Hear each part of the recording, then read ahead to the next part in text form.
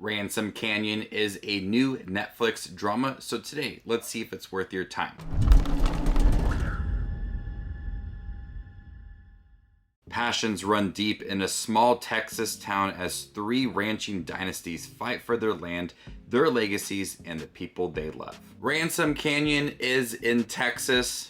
I feel like it could be very close to Virgin River if Virgin River wasn't set in California. Like, they could just be right next to each other. This has all the makings to be a series much like Virgin River, but less romantic and all lovey-dovey. This is more of a series that does have these three dynasties. This is a series that's more focused on control of land. There's a lot of romantic moments in here. People are falling in love. There is a lot of characters in here that kind of push that romantic vibe throughout the series. But you have a series that does focus on multiple families trying to gain control of this land, but then also you have Josh Duhamel's character that is struggling with the loss of his son, and he is trying to figure out what happened to his son. So that all fuels Josh Duhamel's character throughout. And his only glimmer of hope in the series rests in the eyes and hearts of Quinn O'Grady. She's a longtime family friend and owner of a local dance hall. Then there's this mysterious cowboy that drifts into town, and he is dredging up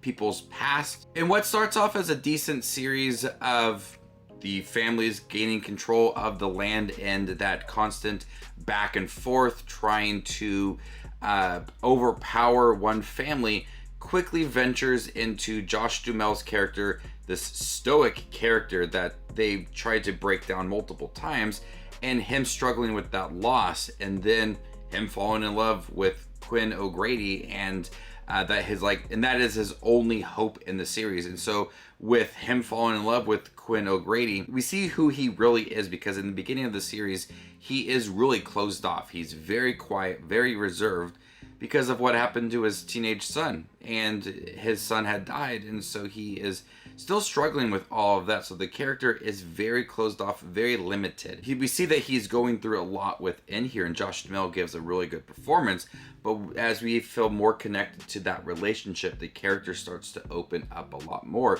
And in the middle part of the series, the 10 episodes, we start to kind of transition into a more developing romantic relationship, and gathering clues about what happened to his son, who was behind all of this, and that kind of really carries the entire show.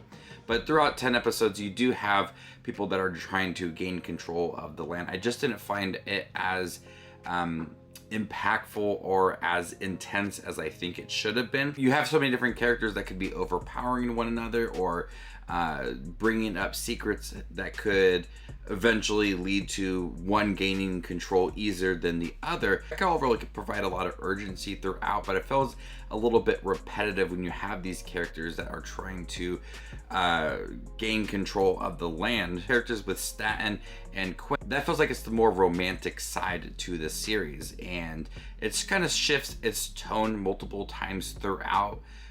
We have the families, these dynasties, that feels like it's more grounded and a more, I don't want to say grittier approach, but a more kind of like realistic vibe to it. But then you have the romantic feel to it that seems a little bit over the top and more in line with like series like Virgin River. But it's that constant back and forth between its tones that seems a little bit inconsistent. And then you have the mystery of what happened to Stanton's son and the people behind it all, and he's trying to get the police to take it seriously. He wants to take matters into his own hands. So that is a series that also propels the show and becomes a huge aspect towards the end of the series. And I really like Josh Duhamel as a character, and he takes matters into his own hand. That is where the more like sometimes aggressive side to the character comes into play. But when he's with Quinn, the more romantic side, he's a very kind gentleman. She also has a relationship with someone else too, so there's that constant back and forth between characters. Will they end up together? Will they not? And that kind of just carries the show and starts to become its main focus. It does give Virgin River vibes multiple times. Virgin River was more of a lovey-dovey show, over dramatic at times, where Ransom Canyon does have some more serious moments thrown throughout, but when it comes to the romantic aspects of it, I thought of Virgin River multiple times throughout. While I do prefer Virgin River, I did think that Ransom Canyon was a decent watch that really started to focus on Josh Duhamel's character and his relationship with Quinn and trying to figure out what happened to his son. That is a big aspect of the show that does at times take away from more of that dramatic control of the characters and them fighting for the land and some secrets that are brought up that I found to be interesting, that just kind of seemed a little bit repetitive and weren't as strengthened throughout. But it is a decent watch, 10 episodes. It did take me some time to get through because I paused multiple times and I just found myself doing other stuff and then coming back to the show.